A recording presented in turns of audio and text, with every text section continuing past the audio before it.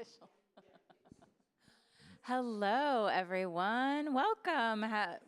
Good afternoon. We're so happy to have you. My name is Danielle King. I am the Director of Program Services at A.R.T New York. My pronouns are she, her, hers. A brief visual description. I am an olive-skinned white woman with brown hair that's halfway pulled back. I'm wearing a brown dress with a green jacket, and I'm obsessed with my gold shoes. So everyone's hearing about them today. We are going to start off with a land acknowledgement since we are doing this in person and also live on HowlRound forever. So we would like to take this time to acknowledge that wherever we are currently located on Turtle Island, otherwise known as North America, we are on occupied territory. A.R.T New York's membership in the 5 boroughs of New York City operates on the unceded ancestral land of the Lenape, Wappinger, Canarsie, Rockaway, and Matinacock communities. We want to honor and celebrate all of these Indigenous communities, their elders past and present, as well as future generations. We also want to take this time to acknowledge that after there was stolen land, there were stolen people. We want to honor the generations of displaced and enslaved people that built and continue to build the country that we occupy today. A few bits of housekeeping before we get into it. You can find content provider bios by scanning a QR code that you can get at the check-in desk. If you have feedback, we want your feedback. You will see some signs all around the studios with a QR code for a very quick pulse survey that we really encourage you to fill out. You can also find the QR code at the check-in table. And a reminder that all attendees to the community forum in person receive a special 15% discount renting studios at either this location at 520 or at South Oxford Street. So if you have any questions, please reach out, find people who have an A.R.T New York name tag. We are staff members and we can help you. Finally, thank you so much to Stephanie and Lisa for our ASL interpretation today. As well as National Caption Institute, who is doing our captioning, as well as Transcend Streaming and HowlRound, for which this panel is living virtually. That's all from me. I'm going to introduce Nicky Maggio, Programs Manager at A.R.T New York. Thanks, Danielle. Danielle is celebrating her 1 year at A.R.T New York, and we're so happy to have her. So yes. Hello, everyone in the room and online at HowlRound. I'm so excited to be here. My name is Nicky Maggio.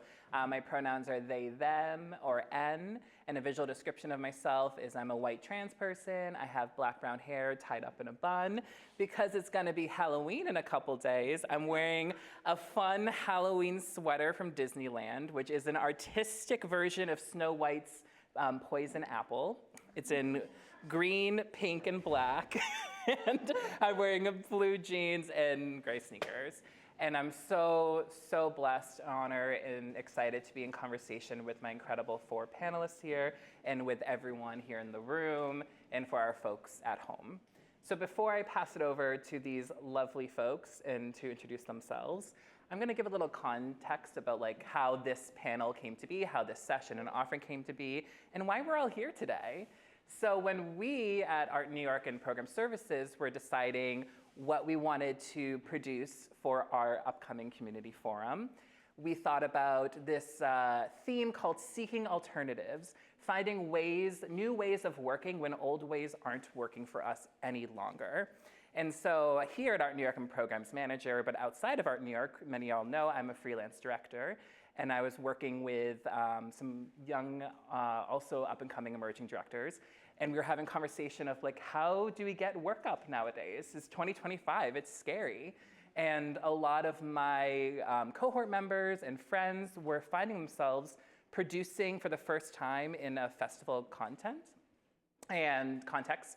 And I thought that's a great conversation to have at Art New York. And let's bring in some experts and let's create a room where we can ask each other bold questions, where we can have some inquiries.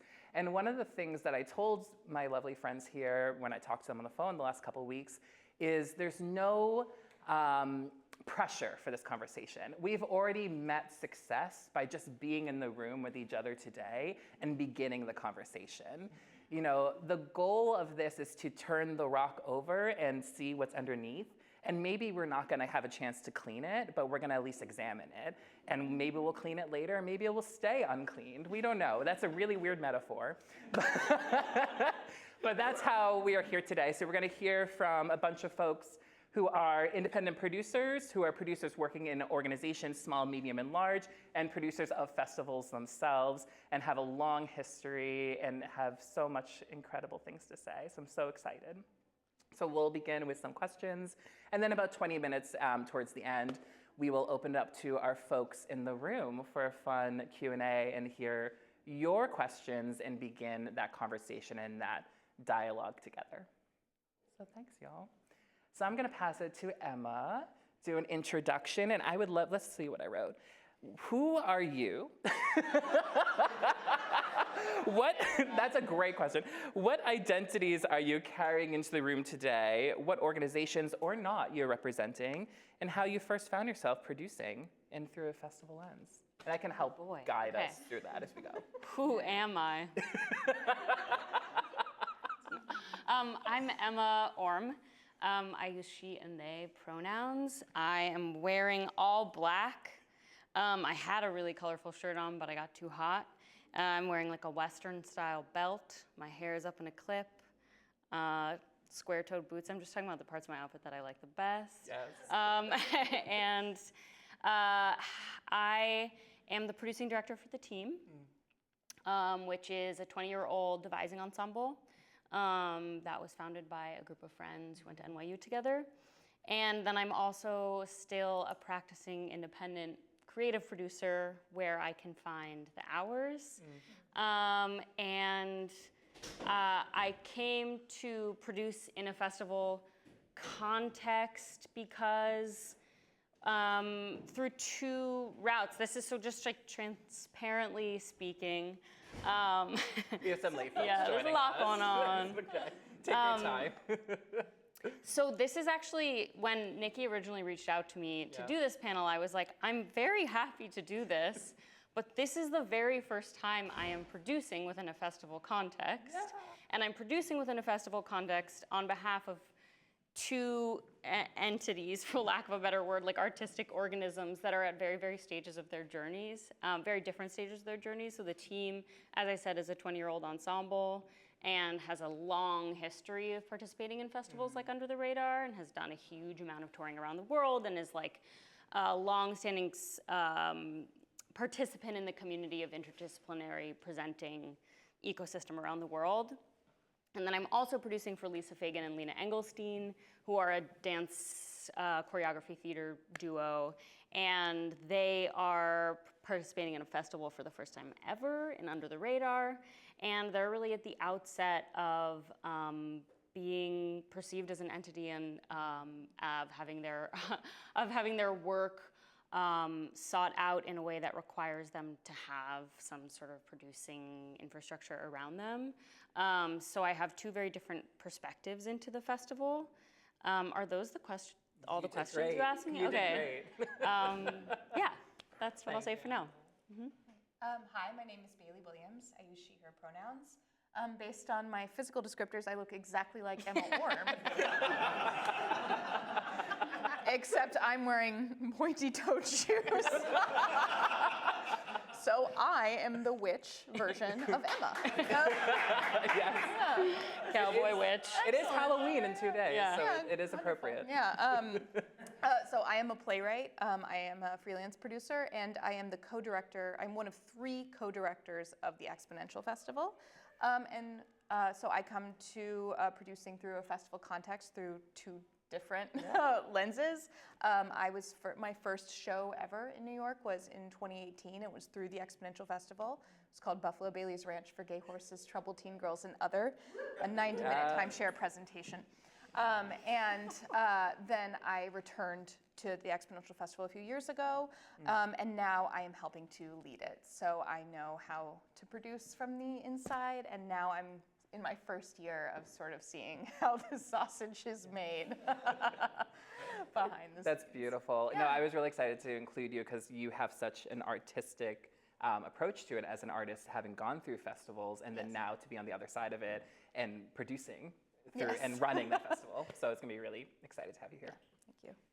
Sweet. Hi, my name is Sami Pyne. I use she, her pronouns. Physical descriptor, I am wearing a colorful vertical striped shirt with orange, we won't list all of these colors. There's a lot of colors happening. I've got red socks on. I'm a white woman with my hair up in a clip today and some funny earrings. I am the producing director for Archetype, which is the company now responsible for producing the Under the Radar Festival. And you know, there's two sides of that coin inside of that, which we can totally dig into. My producing through a festival context actually began on the other side by producing works that were inside of festivals prior to Under the Radar basically consuming my entire life. I was also, and continue, a small practice of independent producing to the best of my ability with hours that I have remaining. But prior to that, had first produced work in the Exponential Festival back in 2022, was it 21, 22? Post-pandemic, post-opening up. And then in 2023, I was line producing projects under my Archetype hat for Under the Radar, hoping one day seeing my name inside of that program as like associate producer for the project and being like, wow, one day I want to have my own project in Under the Radar. So this is kind of like a be careful what you wish for story where after the public was no longer able to support the Under the Radar Festival inside of their institution in 2023. My colleague, Tommy Kriegsman, and myself, under the Archetype umbrella, decided to take on the producing of the festival. And I should say that we typically are an international tour producing company with both management, booking, and agenting services for artists and works that work in experimental formats. Thank you, Sami. Yeah. Roshni. Hi, my name is Roshni Lavelle. I use she, her pronouns. I am a mixed race woman whose hair is rapidly graying, but is mostly brown still. And I'm wearing a auburn shirt with a check print blazer, black pants, and socks that have little London-style phone booths on them that I did not think were going to be this visible. I'm also wearing black boots to match my wonderful colleagues up here. And yeah, my role is a producer at Lincoln Center for the Performing Arts. My primary focus is on Summer for the City, which is our big summer festival. It runs for 9 weeks, and it focuses on interdisciplinary works. Our festival is free, it is choose what you pay, and we really view it as our gift to the city of New York and an opportunity for folks to see themselves represented at Lincoln Center and to find a home here with us in our programming. Beautiful. Thank you all so much for being here. And I'm so excited to dive right into this conversation. So to give context a little bit to the folks in the room and also live streaming, for the folks who are on the producing side of the festival, so that's Roshni, Sami, Bailey, I would love to hear briefly how your festival operates. How does curation work? What kind of financial support do you offer to the projects? And beyond logistics, how do you see the role of your festival playing out into the theater lens? A lot of questions, I know. We can break them down. But I would love to hear more about how, for the artists in the room and like small companies and mid-sized companies, how curation of your festival works and how they can get involved or have you see their work. Whoever wants to go. I'm happy to start. Great, Roshni. Honestly, this goes great from what I was just saying, that Yes. our festival Perfect. is, we really view it as an opportunity to invite New York to our campus and to see themselves represented across all of our stages. For folks who may not know, we have around 5 active venues during the summer festival with some flexibility. We program a large dance floor space on the main plaza of Lincoln Center. We've had Damrosch Park in past years, which is a large bandshell space that is going to be undergoing a renovation. We do smaller activations on Hearst Plaza, which is between LCT and David Geffen Hall, and we also do programming in our various inside venues. So we do work at all different scales and all different sizes, and also recognize that our team, as the folks who work at Lincoln Center full-time, can't represent, reflect, and understand every artistic discipline that we're trying to represent in our programming. So we work with a lot of guest curators and folks that we bring in as community members, as folks that we know who can really speak to the representation of their art form and can help us identify who we should be talking to, who we should be bringing in, how we can best support communities and welcome them into our spaces. So we spend a lot of time asking those questions and figuring that out very early in the process before we ever get to the actual date assignment of it.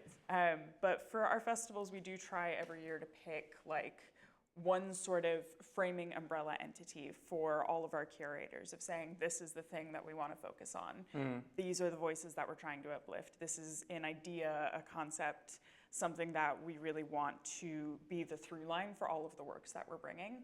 And we curate around that as well. That's beautiful. Thank you. Yeah. Sweet, Sami? I can take it next. Yeah. So the new format of Under the Radar essentially is in collaboration with organizations all across New York City. This year for the 2026 festival, we will be working with 24 partner organizations. And so from the curatorial standpoint, that means that Under the Radar in its new form sits somewhere between a festival and a service organization for those partner organizations. In that, a lot of the labor that we take on is in promotion of the works, is in visibility of the works, and is tying a specific type of performative inquiry in like experimental formats into one bundle for folks who are coming into New York or who are already inside of New York during that time to identify these are the types of work that I might be interested in. From a curatorial standpoint, that then means that we have 24 conversations with different organizations because each of those host organizations, Lincoln Center being one of them, has a specific audience that they already have in their backyard, but they also have perhaps an audience that they are looking to reach. So those folks in particular also come to the table with very strong ideas for what they feel should be in Under the Radar in our new format. And so it becomes a bit of a two-way street. As Under the Radar and our internal curatorial team, which is made up of Mark Russell, the festival director, Kaneza and Merope, who have recently joined us as new creative co-directors, and then Tommy and myself coming from a producerial lens, who have an idea of the work that is moving internationally and within New York City, that becomes then our role to champion specific types of work for these organizations that might not already be inside of their purview. So that two-way streetness becomes a kind of a dance, honestly, in the curatorial walk that we walk down with each of these 24 organizations, but it means that it isn't quite formulaic in the way that work makes its way into Under the Radar. Sometimes it's the organization suggesting a work, sometimes it's Under the Radar suggesting a work, but ultimately what we say about the work that ends up in Under the Radar, we can speak so specifically in the case of Lisa and Lena's work, Friday Night Ratcatchers. That was a work that was seen by members of our curatorial team that said, this feels like it is right for Under the Radar. Can we work with New York Live Arts to see if this can come back during this specific time? And just to say more pointedly, it's never, or it's vocalized by Mark, who has run the festival for 20 years, that it's not a good idea to be premiering work for the very first time in the festival, and I'm sure we'll talk more about that later. But that means our curatorial process looks like seeing work that is out in the world and then bringing it into the curatorial fold, as opposed to things that are very, very early in their development. Beautiful. Thanks, Sami. Can I add a Yes, little please. question just because Yes. I'm curious? Yeah. But I know for Under the Radar runs are like 4 to 5 performances. For summer, Yeah, we do primarily presented works. So like our max run is a couple of days for a show that we're confident can fill those houses for that amount of time, but a majority of our works are one-day wonders. Great. So conversely, the Exponential Festival is a great place to do your show for the first time. It's a good movement. So the Exponential Festival is a month-long January festival based in Brooklyn. We are DIY, we're experimental, we're multidisciplinary, and we focus mostly on emerging artists, though we do have artists from different walks of life, different times in their career who come in and do a little experiment for us. It's run by me and Nick Adams, who is in the audience fact-checking every single thing I say. And Narit Chen, who is also one of the new co-directors with me. So this year now I'm gonna need you, Nick. 26 artists, 28? 25 productions at 9 different venues. And these numbers blend together. I'm not the numbers girl. That's okay. And we've been going for 11 years, and our curatorial process is mostly submissions-based. We open up the portal every February, March, and we're usually curated by May. Similarly, our curatorial process does involve venue input, which I think is actually not well known. At least I didn't know that until I started working behind the scenes. The pool of people basically is selected from the submissions pile, and that selection process happens with a group of, I think, like a couple of curators, not only us, but people from our community review the applications. Yeah. And then we basically try to fit people into the venues we have relationships with. We see if there are any new venues. Like this year, we're adding a few more. We're working with Brooklyn Art House for the first time. We're working with Open Art Studio for the first time, and we're working with the Mercury Store for the first time. And then we have our old relationships with the Brick and Jack and Loading Dock, and the new Life World, which is now where we are here was. So we have a big tangled web that we try to weave. Yeah. And are there any other questions? No, I think y'all answered it really well. Yeah. In talking about the curation of it. Oh, and shows, it's a huge variety. We have a one-night-only show this year. We also have a show that is running for 3 weeks for the first time ever. So, I mean, it's a huge variety, and we really try to be very thoughtful about which shows and artists we place in which venues, and how long they run, and basically all of the circumstances that will help them have the most successful production. Though we do offer everybody basically the same thing. Everybody gets a stipend, a per performance fee, free photography and videography, press representation by us, insurance, subsidized rehearsal hours, and basically whatever else we can rummage up to support you, we will try. That's beautiful. Yeah. And I remember when I first moved here 12 years ago, I was always told January is the month of festivals. Yes. And it feels like that, it's like winter, January, that's the time. But it's also nice to hear that we have some summer happening too. Because Exponential's over the month, and Under the Radar is how many weeks? 3 weeks. 3 weeks, so almost a month. I want to actually jump ahead a little bit because I loved what Sami said about the two-way dance, and I want to talk a little bit about partnerships and how partnerships play into producing as festival context. Whether it's the venue as your partnership or another small organization who's co-producing within the festival. How does partnership look like in your experiences? We can start with Emma or whoever wants to begin. I can speak from my vantage, Yes. Which is narrow to my 2 experiences. And we'll check in also next year to see how it went. Yes. Well, it's very much in process. I can comment on it now. I mean, we're deep in collaboration. So it's interesting because, like, hearing Sami talk about the partnerships that are at play in Under the Radar, I think what gets really confusing really quickly is the difference between, like, venues and, as in, when I hear that, I'm like, it's a space where a show's gonna get plopped versus a producing organization, which in my mind has been developing the show, has had some relationship to the show over a long period of time. And then an organization like the Team, which is technically an organization, but is essentially like a small producing infrastructure that has ballooned around what is fundamentally a group of artists that has institutionalized. And so My experience is twofold. As the team, I'm sort of like somewhere between the artist and the venue, because our venue, which is the Tao Center at Brooklyn College, which is sort of re-entering the world of presenting works, and they're very excited about that, but haven't done it in a while. So I'm really taking the lead in interactions with Under the Radar. And I have the team's best interests at heart, and then like I'm learning what the Tao's best interests are. And so there, like Sami was saying, it's like it really can't, there is no formula, because I am sitting in between the sort of nexus of the various sort of, I would say, producing contexts from which work emerges or to which work arrives.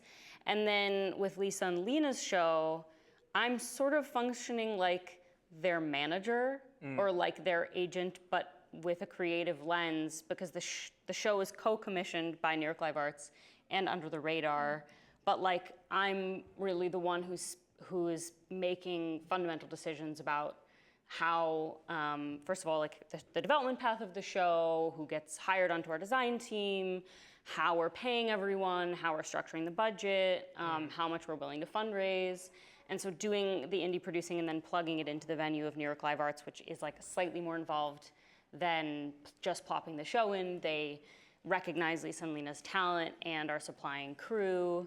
And then on Lisa and Lena's show, Under the Radar is providing more support than they are for the team's show, because it's a commissioned work. So that's my very long-winded way of saying that there are no two partnerships that look the same. Yeah. And I feel like I identify more with the artist than I do with the venue or the festival, because I'm essentially in both contexts functioning somewhat as like an agent of the artist and what is going to serve the best interests of the piece and the artist's vision for what this festival will offer them, which is in both of these cases a touring life for the show. And what an exciting and can be terrifying moment of challenge of like holding all those relationships and all those hats of like, I'm here to represent the artist, I'm here to help represent and connect and fight for the venue, I'm here to represent and fight for the festival, and feeling responsible for all of that in a way. Yeah, it's complex, because with the team, our participation on Under the Radar is like one activity within an organizational operating budget. And with Lisa and Lena's show, we're like a pop-up entity for the time that we're doing Under the Radar with fiscal sponsorship. And so a lot can be finessed in the couple of months prior to the show, depending on the degree to which we feel we can steward fundraising, whereas the team's budget is relatively fixed. And so I have to field the incoming sort of nuances and details of this specific festival context within a somewhat preconceived operating budget context. That's a lot. I'm very impressed. It's good. I'm always It's impressed with multiple me. perspectives. It's beautiful. How about y'all? Partnerships when it comes to producing with your festival? To echo what Emma said, I think no two partnership looks the same. Something that I think we experience a lot, and this is part of why we have our team structured the way that we do, is that my role as the producer is to work with the artist and to be the handhold to the organization. And we are so lucky to have so many wonderful teams that are all here to support artist shows when they come to Lincoln Center, but also that's a lot of new faces, and we want to make sure that we're minimizing the administrative load that we're putting on individual artists. So I am there to support that and to help navigate that and to answer questions. And this especially comes up for a lot more of the musical shows that we present. And I don't mean musical like performance musical, I mean like band acts. That when you are on tour, you are in a different venue every single day. You are meeting new people every single day. You don't know your ass from your elbow. Like, you're just here to do the show. to help them figure out like, hey, this is the container that we have. Here is the best way to present your best version of your show within the space that we're providing. And to really be a thought partner in that is something that I think we're specifically really great at and I really value about our practice. That's beautiful. Yes, babe. I don't know. I think I'm having a hard time wrapping my mind around the word partner because I think we do have partners, but it's like a bunch of presenters are holding hands, sort of like being like, go, artist, go. Like, you're the producer now, you know, because we none of us have full. Yeah, I mean, it's like when I think about our relationship with the Brick is certainly giving quite a few of their resources to support the artist. They're giving a percentage of the box office. They're running the box office. They're often supplying free technical advice for free. We're facilitating the employment of like a venue coordinator who usually is very closely aligned with the Brick, who's there for load-in and for tech and stuff like that. And we're giving our resources, but the artist is still functioning as its own little pop-up entity. You know, so it does feel like a partnership in some ways, and in some ways it feels, it doesn't actually, I wouldn't say. I don't know. Nick might have a different opinion, but he's not on this panel. So I speak. The good news is there is Q&A at the end, so Nick will have questions or thoughts after. Yeah. Well, I think this is a good way to ask them the other side of it is like these organizations and these independent producers who are looking to present work through your festivals. Why do it through a festival? What is the incentive of doing it through that lens? Well, producing is very hard, and like even getting free rehearsal space is a huge get. You know, it's like fantastic. I don't have to worry about that line item of my budget. Yeah. So we're just trying to sort of reduce the things that you're worried about. It's hard to find a venue. We've already found a venue for you, and we've negotiated the percentage of the box office you're going to get. And actually, here are the dates, and it can only be in January. And also, you know exactly how much of a stipend you're going to get, and you don't have to worry about insurance. And you know, don't cut your photography, videography budget. That's the most important part, and we believe in that, so we're supplying it for you. So it's just like we're knocking down the obstacles bit by bit. You still have to raise money. You still have to figure out how to get your show up. You still have to hire people. But we're like eliminating excuses. You know, like no, look at all of these. I love that things. idea of like eliminating the barriers or like helping you find ways and tools to get over the barriers, right? Yeah. I mean, even just every small amount matters enormously. Yes. I think specifically in the context of Under the Radar, which takes place during a very particular moment of January where there are two major industry convenings happening in January that brings folks from all over the world and from all over domestically the United States. The visibility of a work and what Emma was pointing to somewhat around the idea that this could be a launch pad for a future life for this particular piece in other markets. In particular, Under the Radar has been closely aligned for the last 2 decades with the Association of Performing Arts Professionals, that's APAP, and the International Society of Performing Arts, which is ISPA, 2 major congregations that look towards Under the Radar. I think a specific subset of the people who are attending those conferences look towards Under the Radar inside of their conference activity during that time to say, okay, I am a curator who is here from Berlin. I am a curator who's here from Sao Paulo. Like, what kind of work might work for me inside of this curatorial subset of Under the Radar? Great, I'm going to look towards that to start considering and opening up my eyes to new artists and new conversations. And so being that launch pad both from international work coming to New York City inside of Under the Radar and for New York City-based and domestic-based artists to get that visibility, again, it's like everything we do inside of our festival kind of has an in and an out. Like, it brings both this very exciting and rich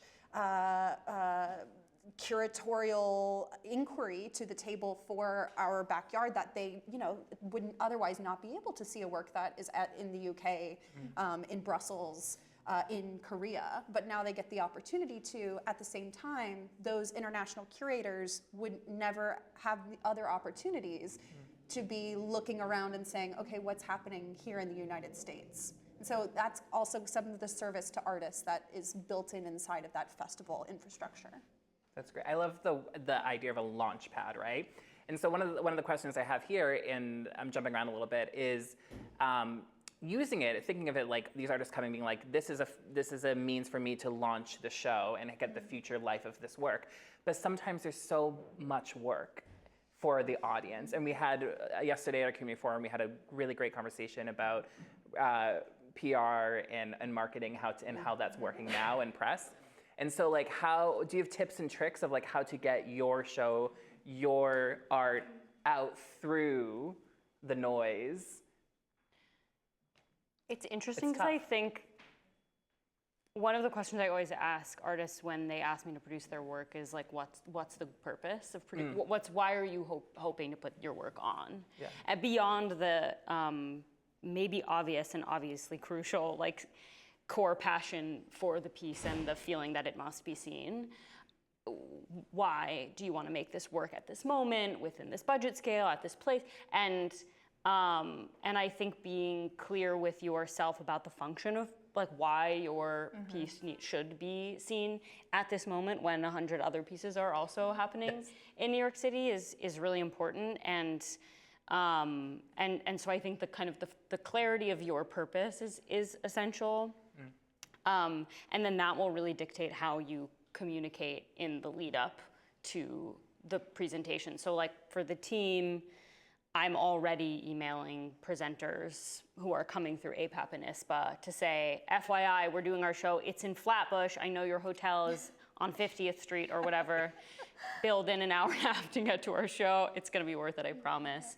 And also like preparing one sheet that I can quickly hand folks when they're in the theater that says like, this is the amount of stage space we need, and this is how much it costs to bring us to your venue for a week, and this is the size of our company, and it has it kind of like vomited up all in one space. Lisa and Lena's show. Lisa and Lena are newer to touring, so I think for us it'll be a really amazing opportunity to like encounter presenters for the first time, and this is a huge way in which I think Under the Radar is gonna be really supporting Lisa and Lena, is that Tommy and Sami have this vast network of relationships with national and international presenters, and are going to like give Lisa and Lena their stamp of like, we present works like this all the time and this one's really standing out to us, and so you ought to pay attention, and that will make a really big difference for them. And then also for this show, for some reason when it premiered in March, it got zero press coverage inexplicably, even though I think everyone who saw it adored it and it completely sold out. So my hope would be that like press coverage continues to be really fucking important for artists who have not aggregated that much of it.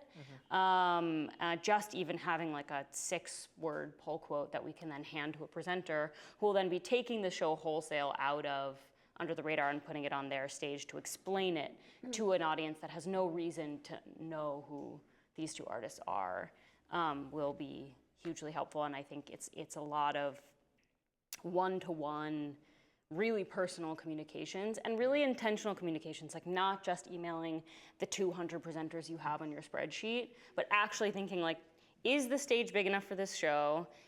Have they curated work that is like the kind of work that this show is? Does this feel aligned with their priorities? And then email that person with a really specific outreach and really specific appeal. And set up tickets for them, if you can. That's brilliant. I love the idea of the one sheet. I'm gonna steal that. That is really great. From the presenter and curator side, huge +1 to that I love a sheet that tells me what a load-in is gonna look like and what things we're gonna need. If it's gonna be a Marley, that's a huge thing to think about, and that's incredibly helpful. And it sounds proactive, but it's so smart. Like you're like, here you go. I want this to continue. This is what we need. Let's begin the conversation.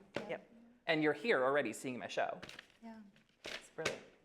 And I think the idea of stand out also implies that like, yeah, there's so much going on, so I've got to like find a way to get my head above everyone else inside of this. And it's something that we're also working inside of Under the Radar to be is a cross-pollinator of audiences, which says, if you liked this show, you're probably gonna love this show. What are the ways in which we can actually be linking arms programmatically with other works? There are certainly different pathways through the festival. For instance, there's a day that I have a lovely producer from Under the Radar in the audience of Jake Stepansky who plotted out and realized we have 21 shows happening on one day.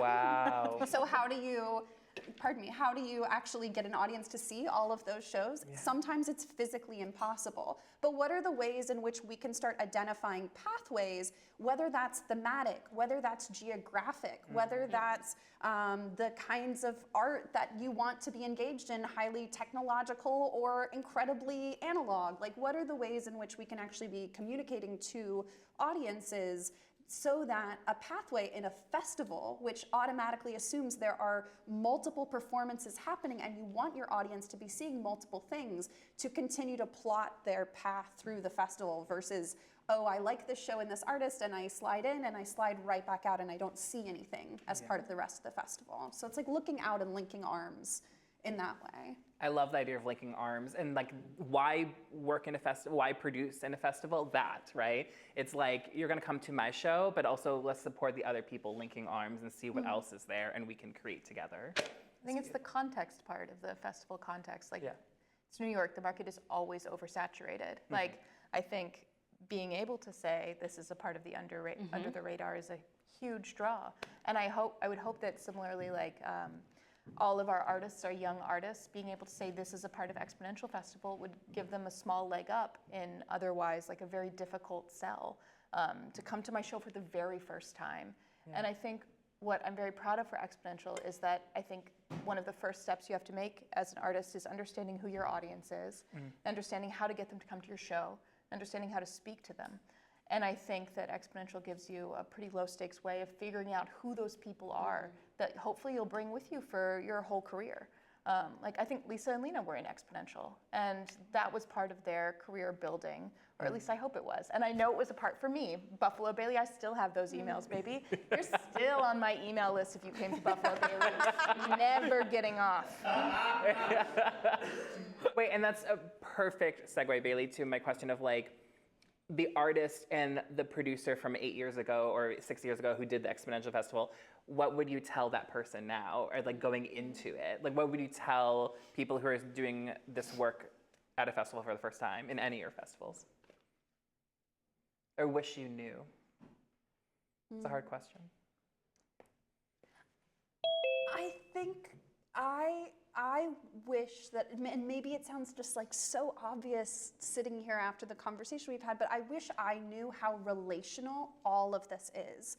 So much of this is about how certain players are coming to the table to make a work happen inside of what we're calling partnership has always existed inside of producing formats. Everyone's bringing their own different skills to the table, and truly you get, I don't know, kind of like married for 3 weeks to 33 different shows, to 16 weeks or however long Summer for the City is, to however many shows you all do. Like it, those relationships and how deeply relational it is, I just wish that I had a better understanding, because I think the institutional mindset that I was trained on in a graduate program was more like, yes, this is formulaic. Like these are the steps in which things go.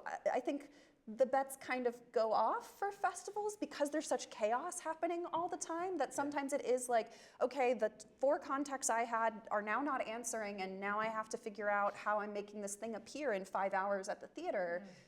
What relationships, who can I call upon inside of those moments? It does feel more likened to indie producing than it does, for me, an institutional producing model inside of a presenting season. So that's, I don't know if that's like a clear answer, but.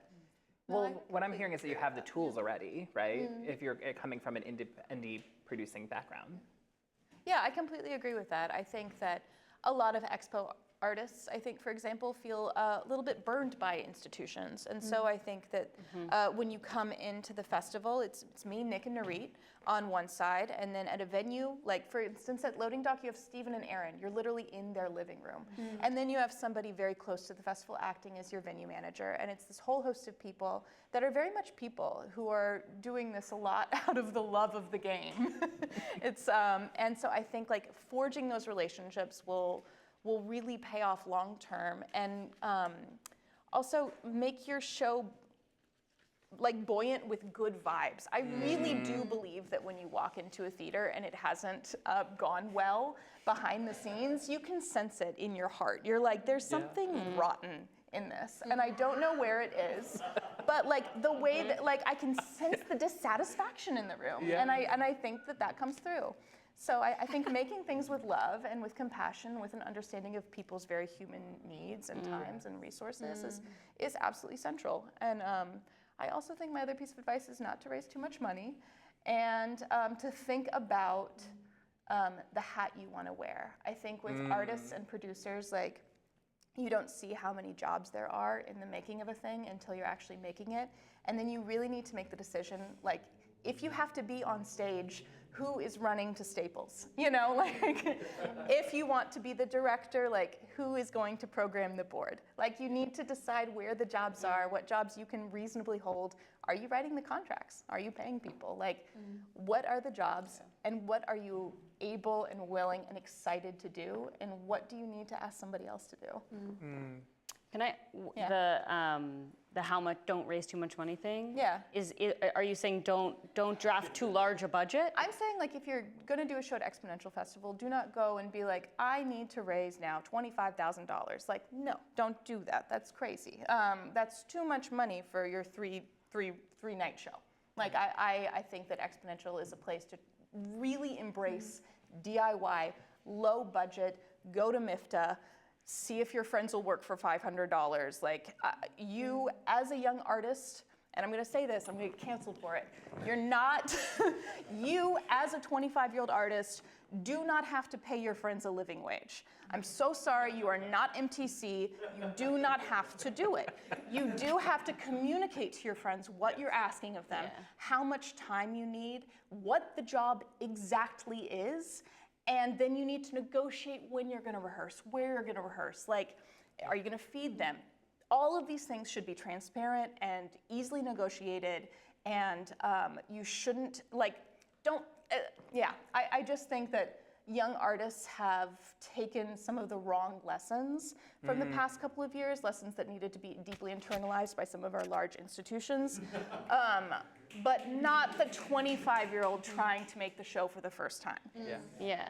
But I think that there's like a happy medium to be struck a little bit there, where I'm like, I do think it's really useful, even if you ultimately understand that you can't afford to pay your artists a living wage, which is like what we're so fucking far away from that. But like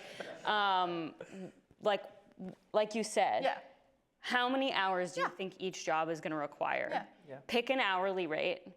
Look at that version of the budget. I really think that's valuable. Absolutely. Look at that version of the budget. You probably won't be able to make the show on that budget, and then figure out what you're going to alter. Are you going to lower the hourly rate? Absolutely. Or are you going to lower the number of the hours that people are working? And just be really clear with yourself and your collaborators about that. Because I think you can start doing that at any age. Absolutely. And be, and also be honest about your resources. Yeah, and have a couple of different budgets next to each other. Have your big extravagant budget where you get every grant, and like people give you thousands of dollars and you can afford to pay your collaborators. And then have your more realistic budget where you don't get every grant.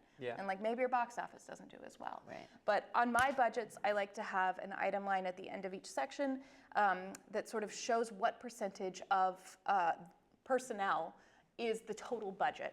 And I try to make sure I'm always paying people more than I am buying materials. I like that percentage to be much higher than the materials, and if it's not, and you can't pay your friends a living wage, then you need to recalibrate. Like, you don't go and buy like a big set, but only give people $100.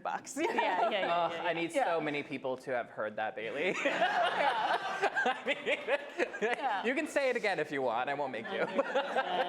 Watch it again on HowlRound. I also think it's important to say, loud and clear, because was not clear to me until like I had friends participating in Exponential, I was participating in Under the Radar, had friends participating in Under the Radar.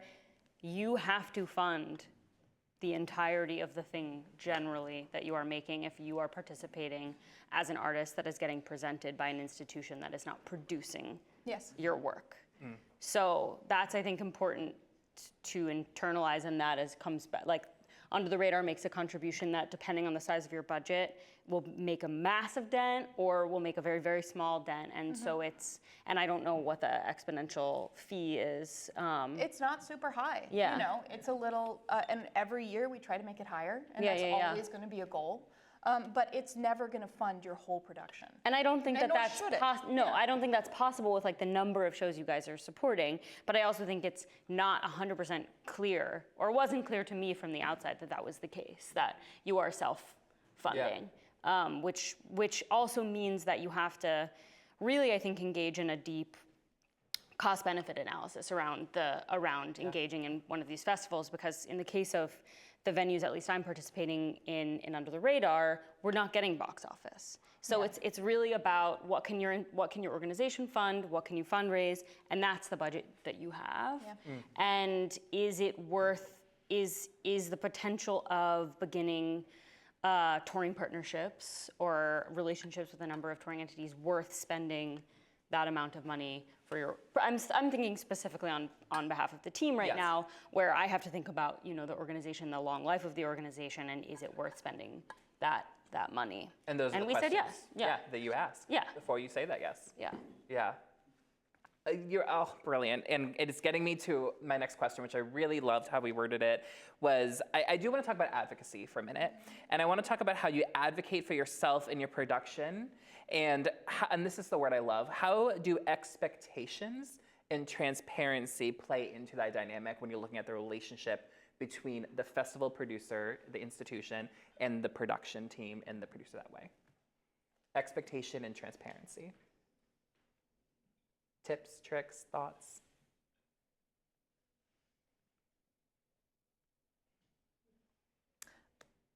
It's a good question. Yeah. Speaking with my institutional hat, Yes. for me, it always comes from a place of, at the beginning of every collaboration, it is setting really, really clear expectations and communication and figuring out with the artistic partner that I'm working with what we are trying to do and what the priorities are. If it is if one part of the show is absolutely essential, okay, that's great, phenomenal. We know how much this is going to cost and what it's going to take to make this happen. What else has to change within that? And just setting us up for a relationship where throughout the entire process we are able to ask each other questions, to go to each other, and to work through it together. Building that at the beginning sets the tone for the entire process, and is so important. And especially as a presenting organization, we're working on shows for 6 months that are actually going to be in person with us for 12 hours. So all of the lead up to that is significantly, if not more important than the actual time we are spending on site. Yeah.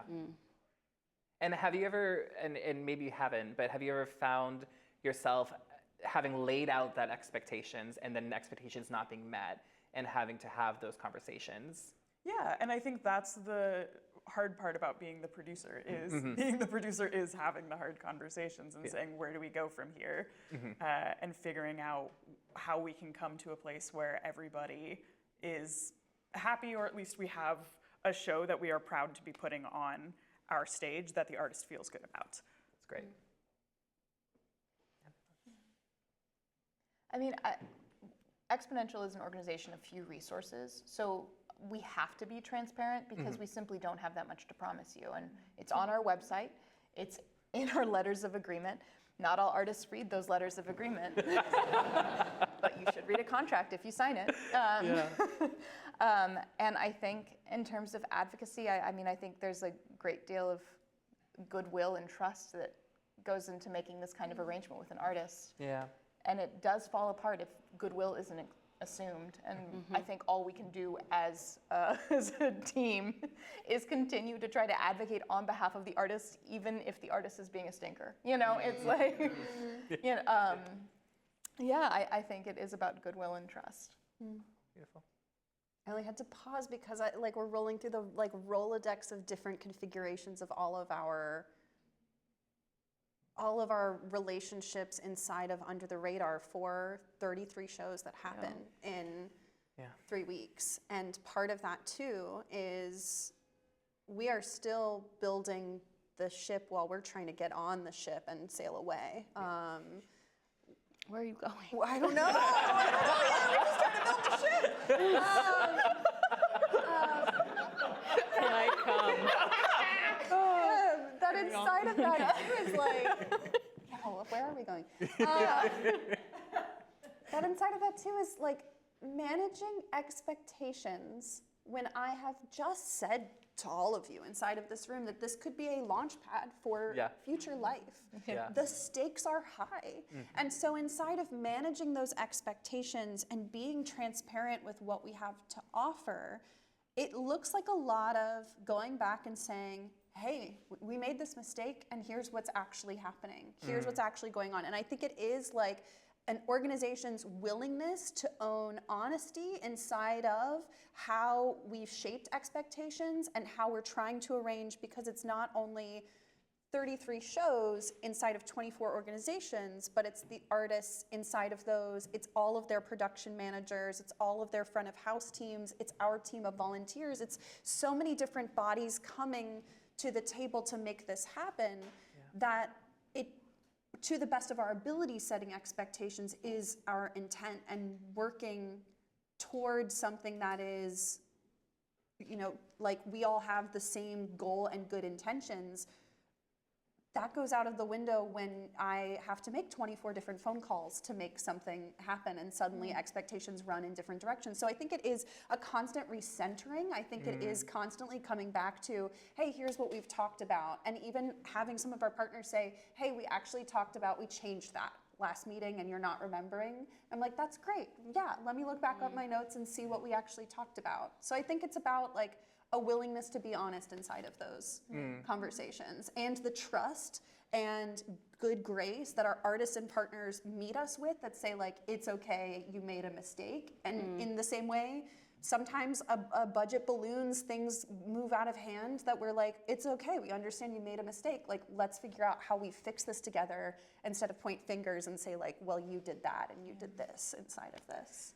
I thank you. I definitely need to hear that, because as I've been in the situation as a producer and director myself, of like, it always goes well, whether I make the mistake or someone else makes a mistake, just owning that and being like, let's have the conversation, we made this mistake, we need to talk about it, and then we can move on. And it always makes it better versus like everyone silently sitting in the room and not talking about what just went wrong, whether we ballooned the budget or not. And I think good producing is expecting that something's going to go wrong, and you know, be willing to meet that mistake when it happens. Yeah. I think something I've been thinking a lot about, because I honestly didn't know what to expect coming into working on Under the Radar, and I'm having 2 different experiences on 2 different shows. I think like, because the festival, and I would imagine all festivals, have such a, contain such a breadth of humans that you're interacting with to make the thing happen, I do wish there was some opportunity to put faces to names before you're exchanging a bunch of emails with them. I've been having this feeling where I'm like exchanging so many emails with this lovely human named John Seraph for Under the Radar, and I'm like, gosh, John, you're doing such hard work and we're interacting so much, and like, who are you? And I really... Goes back to the first question, who are you? Yeah, I had like a long-standing virtual relationship with the team's former bookkeeper, who was so fucking amazing at his job, and we both had moments in our collaboration where we recognized that we were like, we are not treating each other like people, because we actually don't really know each other.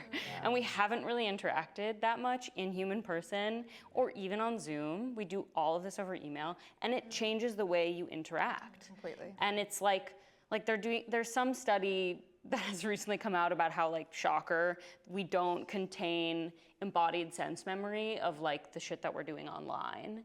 And which makes a lot of sense, and we're spending a lot of our hours that way, so it's troubling. And I'm like curious about in future festival seasons, or even still inside of this one, whether there's an opportunity for like a big party at Life World, because they would throw that, where like everyone who worked on the festival gets to come together and be in person and just like, be like, oh, you're the face that I've been emailing with, and we never had time because you're also emailing with 32 other shows. And so, you know, some sort of like, a moment of advocacy for the Under the Radar Symposium.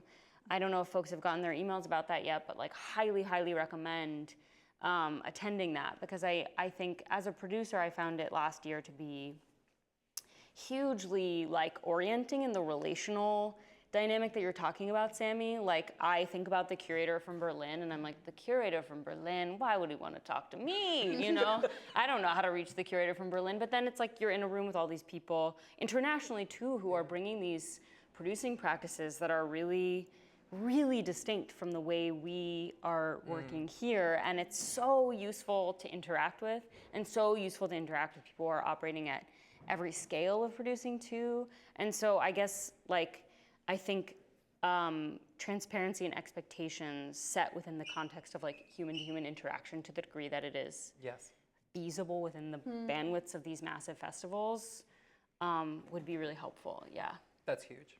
Thank you, Feasible within the massive festival is just like the thing I want to like double click and like highlight, because like what you're talking about inside of like how do we find spaces to just see each other as people inside of this? I am constantly asked, well, I'm an artist, I found my own venue, I'm paying for everything, why can't I just be part of Under the Radar? And like the capacity that actually holding all of these shows means that we don't get to prioritize things like how do we be humans inside of space? So I think like inside of the like transparency and like the accountability, that it's also like being honest with ourselves of like how much can we actually commit to and what are we actually prioritizing inside of these festivals? Because like there's so many artists that we love, that we want to be part of these festivals, of course.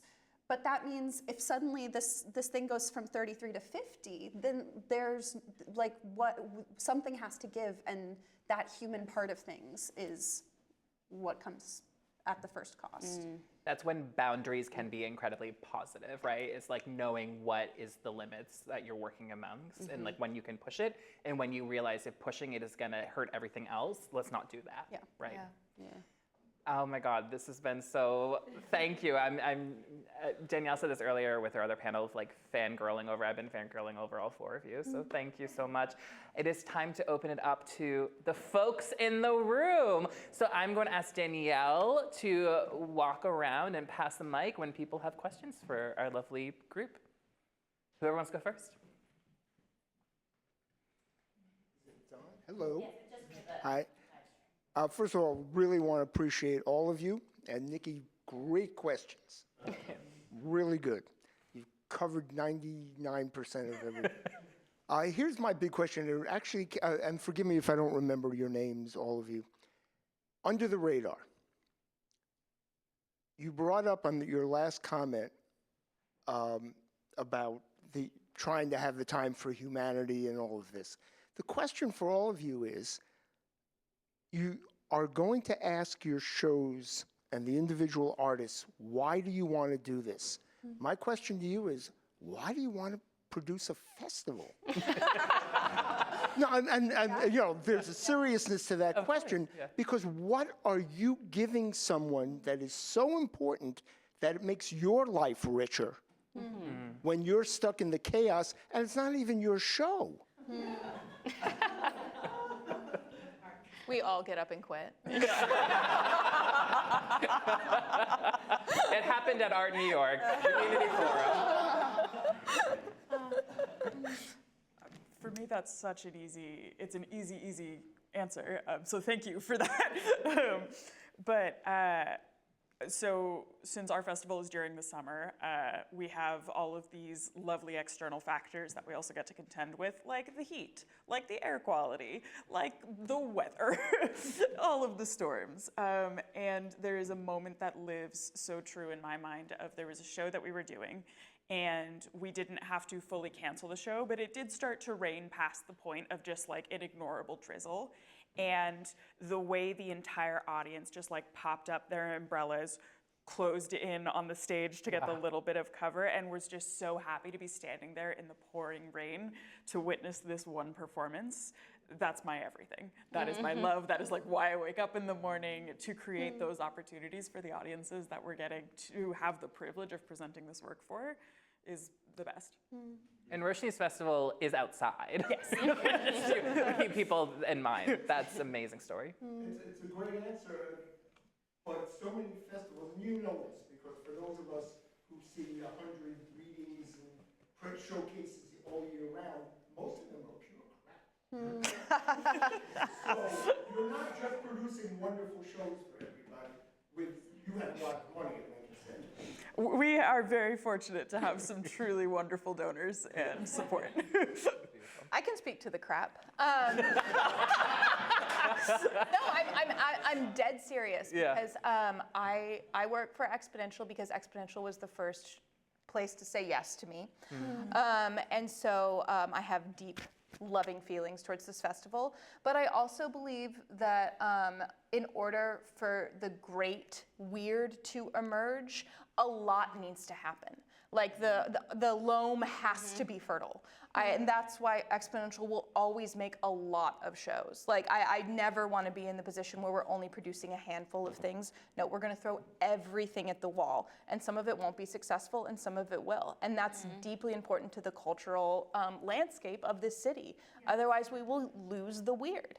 And so I think Exponential, we are keeping Brooklyn weird. And I think it's absolutely urgent and important that we continue to make space for that to happen. Thank you, Bailey. Next question. Hey, y'all. So I've worked in a couple of these festivals. I work at the Tank, which we're kind of like a year-round festival in some ways. So my question is something that we struggle with a lot, which is the fact that if a team is difficult or a team's not selling well, I tend to know about them. I tend to know them very well. And then sometimes a team is selling amazing. They're all a great team. We've had no problems, and the show is starting, and I go, who are these people? Like, what is this show? How do you kind of balance that to like find the people that are like doing it right and doing it well and making sure that they're also getting attention? That's a sweet question. Well, Exponential does have open applications, and I do think that's part of it. And we are a team of 3 because nobody could see as much theater in the world as Teresa Buchheister can. And so now there are more of us to see theater, which I think even pales in comparison to how much they can see. Yeah. So our curatorial team plus our applications does help us like broaden the net, but I think we're actually always looking for ways to figure out how to meet more people. It is really hard. There are so many great artists. And if anyone has any suggestions on how they've figured out how to manage that, I would love to hear them, because I think that's always an ongoing conversation. Such a beautiful question. I feel like I think about that all the time as a producer, just within the, like, in thinking about how to relate to the artists I'm working with, is like inevitably the folks who are asking more of my attention get it, and the folks who don't and are pretty self-sufficient don't. And I like have been really trying to kind of disrupt that pattern and like thank the people who always arrive on time and always read their entire contracts and always, and it's like, it does deserve, it's a really important question to hold on to. I appreciate it. Jane. Hi. Let me preface this with a little bit of context. As someone who works for a producing organization who also spends a lot of our time uplifting and supporting and trying to create structures for artists who are self-producing, because we see that there needs to be a bridge between small producing organizations and presenters being both the venues and the festivals around the city.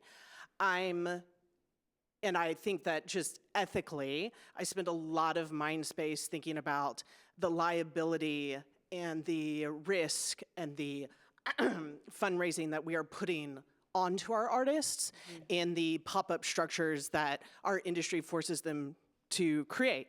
And I say that as someone who fully acknowledges that we have to do that because I can't have the organizational exposure to risk to do that. So I'm very curious as to, and especially as we see producing organizations begin to scramble into transactional relationships to have enough art to close a budget. I am curious as to what meaningful relationships look to you all as presenters with producing organizations that can subsume the labor of producing for individual artists. Because I do think that there is a synergy there that I think that like I'm so like enamored, like with the team has kind of nailed being like the organization within the festival contract. And there's a lot of like good examples of producing organizations that have bridged that, but it does seem like there's a pathway to market in some way that can be like learned and experimented with as we kind of enter into like whatever the next decade of God help us live theater is. Great. Such a good question. Great question. Thoughts? It's a digestion. It is. We have like a few artists this year, and I wish I knew more internally what was happening, because I know that the Celebration Barn is sort of acting as a producer on 2 of our artists this year. And so as a result, I've been talking mostly to David Bruin in the execution of those shows. And I think what David is doing is offering that scaffolding of a little bit of fundraising, but also just being a point person that isn't the artist on stage. Because in both of those incidences, like the person we curated will be performing. And so can't wear as many behind the scene hats as maybe they would prefer or not prefer. So I wish I had a better answer for you, Janie, but I think also New Georgia's role in helping us with 2 Sisters in Exponential 2022 was valuable in that your name was on it and we got free rehearsal space. Even those small gestures feel right. Yeah, Sammy, what is working for you in relationships with producing organizations or presenting organizations? I mean, we've got so many different touch points within so many different organizations. I feel like I'm on a bit of a a little bit of a record repeat, because that does feel like it's so true and central to everything that's happening inside of this festival, is that I actually have to get to know everyone inside of that building. I have to actually get to know everyone on that team and understand like when shit goes down, which is kind of like where I was like starting to spin a little bit about Connor's question too, is like when things are going poorly, I'm the one who probably shows up. And when things are going well, I'm probably not the one who's showing up. It's probably someone else inside of my team. And so when I think about specifically in some of the conversations that you and I have had, Emma, around Friday Night Ratcatchers, and like, hey, here are some cinch points and here are some things that we're seeing on the horizon. What are the ways in which Under the Radar or Sami inside of Under the Radar can look out into the field? And that's where I kind of feel like it's both a superpower and a curse to be sort of like in a triangulation of all of these different organizations and all of these different producing bodies, is that I kind of get fed all of the issues at hand at any point in time. And so hopefully in one of those situations where Emma calls me up as an independent producer working with Lisa and Lena and says, hey, we're having this issue, I can say, it's sounds just like this issue that this other person just described to me, and how we can be more of a connective tissue inside of that space. But I don't think that answers your question precisely, Janie, which I think is like, if you are just an independent artist inside of this space, for instance, we've got Dalek Braithwaite, who will have a piece, Tri-Step Trip. He is producing his own piece inside of Under the Radar. There is support inside of that, but that basically means that our arrangement is Dalek has my personal phone number and will text me and be like, hey, I don't know what I'm supposed to do for this thing, or can I call you up, or can we get on a Zoom call? And I think that just looks like, what's funny is Nicky sent us a list of questions beforehand, and one of them was about burnout and how much extension these folks are the labor that they're taking on. And I think it does sort of, this industry right now hinges upon certain folks' willingness to have 10-hour days be their regular work day, to have 12-hour days be their regular work day. Yeah. So that's where I'm struggling to even sink my teeth into your question, because I feel that gap inside of well, if I'm an independent artist, that basically means I need to have a producer attached who can help me, but that means I need to afford a producer inside of that schematic, and it feels like it's a chicken or egg. And that's what, and I think what you're naming is what we're seeing as the hole in the field, and what we're trying to do to be like, okay, do we start underwriting that? But That's my biggest question, and I think that there's a responsibility for any of us who are working in these interwebs, to name the thing and then try and fix the thing. I mean, who knows how far along, but I am it does feel like we're bringing on burnout at a rate that I'm a little we've always been concerned about, but I think that we're teetering on an edge. Janie, I think this is a response to a part of the question, but I think what you're raising is so hugely important about building more mini infrastructures under which, umbrellas under which artists can stand, and the umbrella is taking the rain and the artists don't have to feel it. And New Georges can only do so much. And I want to point everyone's attention to Immediate Medium, which is working in a really particular way, where they're providing bookkeeping service. If they present your show or produce your show, they're providing the general liability insurance, they're putting your artists on payroll, they are doing the bookkeeping, which is huge and rare. And I think that in and of itself, that degree of infrastructure attached to an independent producer, attached to artists, is a fucking golden, it is the Cadillac. And I do think that we need 3 to 5 more of those entities, because I don't think the answer is Immediate Medium getting bigger. I think the answer is a bunch of small containers. Because then their exposure to risk is too much. And there's And it can't also turn into, these entities don't want to institutionalize to the point that they become curatorial, gatekeeping major off-Broadway institutions, which have to function in a different way now than those entities. And so I'm just so with you, and I think we should dedicate our energy to building those little mini structures. Do I have time for one more question? Okay, great. Someone else. Earlier you mentioned the Under the Radar Symposium and meeting curators and people from other countries. When you meet, I guess, other models and other ways of working, what are you attracted to, or what are you curious about thinking about the future, looking at things outside of our small pool here in New York? These are great questions, y'all. I'm impressed. I'm just always curious about where people are getting their money. So genuinely, so that's a question I'm asking. What's the tone that is taking over the art in your city right now? I feel like there's a lot of absurdity happening in New York right now, and it makes a lot of sense why, and just curious about that. I think those are two. And sometimes it's honestly just about even if I don't get to sink into deep, sustained conversation with one person, Sammy sat me at a table last year with this producer, also named Emma, who works in Ireland.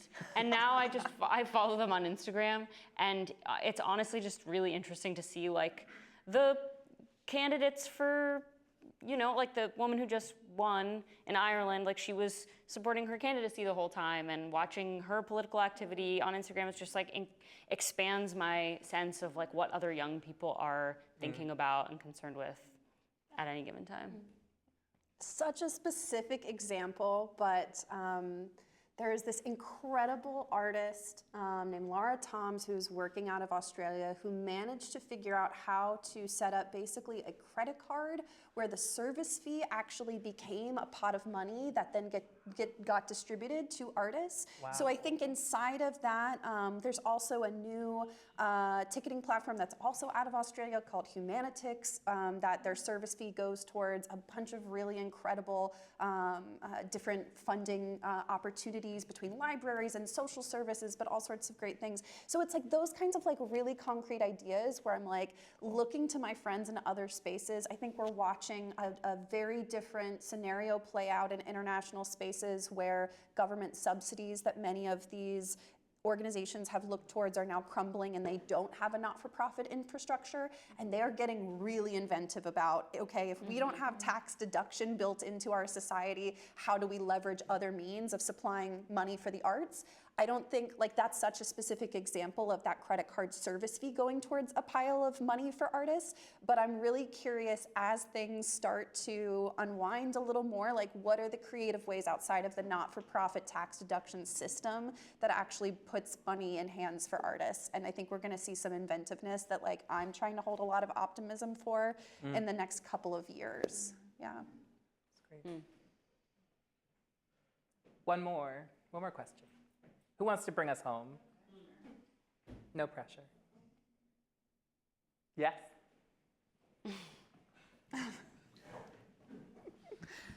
Hi, sorry, I work with Sami, that's why she said that. My question, I know, Sami, we talk about this all the time, but can folks who are involved in festivals in all the different ways talk a little bit about how you're thinking about sort of the interstitial fabrics of your festivals, so not the performances themselves, but everything that goes on in between the performances to make it feel like a festival in a way? We spend so much time thinking about narrative, and that's talking about what the through line is of, because we're presenting work like social dance, orchestra presentations, dance performances, theatrical readings. There's so much variety that how we are telling the story of all of this programming and how it relates to Lincoln Center Summer for the City is really like a huge, huge job that our marketing team does a really beautiful job with. But it's also something that like we as the curators are thinking about all the time of how does this relate? Why are we presenting this now? What community is this for? And how all of those sort of puzzle piece together is always at the forefront of our minds and always part of the conversation. To be totally honest, I don't know if we do a ton of thinking about interstitial events at Exponential. I think it's something that we've talked about wanting to talk about more. So maybe this sparked something for future. Because I think one thing that we really pride ourselves on is gathering people in these various venues across from Brooklyn. And it would be very nice to have sort of an end of season giant party and to actually put some faces. But I think we're still, this is our first year as a leadership team. And so I think one thing that has been really wonderful is going down to like the tendons and the skeleton and being like, it was built this way, do we keep it this way? Like, what are we missing? What do we want to do differently? What needs to stay the same? What is like true to the marrow of Exponential, and what should we like vary? And so, you know, stay tuned. I think this was our learning year, and it's only gonna get more entangled, honestly. We're gonna get freaky. And one of the questions that I prepared that we didn't get a chance to ask was about change, because there has been so much change in all of these festivals. And so I love that you mentioned that, Bailey, that this is the first year that this co-leadership model is happening. So we will see as years to come. Yeah. So. Well, before we wrap up, I would love to hear, because we talked about being humans, I want to hear what you're excited about as not only just who you're representing today, but who you are as a human. What are you excited about in the next couple months besides your festivals? And if you also artists here, so like shout out anything you're working on or stuff like that. I'm excited for potential mayoral candidates. Yeah. Yes, that's right. Not potential, our mayoral. Our future mayor. Knock on wood. There's wood around. Yeah. No, I mean, I really second that, if only because I feel like there's such a loss of trust in our collective, our collective social lives with each other, and just seeing organizing efforts and how that's played out in the city is so inspiring, and I think that walks hand in hand with people wanting to be in live spaces with each other, and so I'm excited by the prospect of a new our mayoral candidate. I can't think of anything but the festival because it feels right around the corner. So it's like, yeah. I'm mostly like, we're 2 months out. You know? Roshni, what are you excited about? You're many months out. I was gonna say your festival.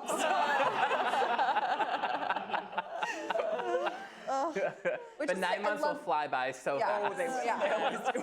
That's so funny. Well, thank you all so much. This has been an incredible conversation. Thank you, everyone who's been in the room with us today. And a big shout out to our live stream team, Transcend Streaming, our hosts on HowlRound, for all the viewers at home, our incredible ASL interpreters. We have Stephanie and Lisa, and National Caption Institute, who are providing captions today. Thank you all so much for being here, and stick around. We have a panel starting at 5 p.m. Thank you, Nikki. Thank all of you.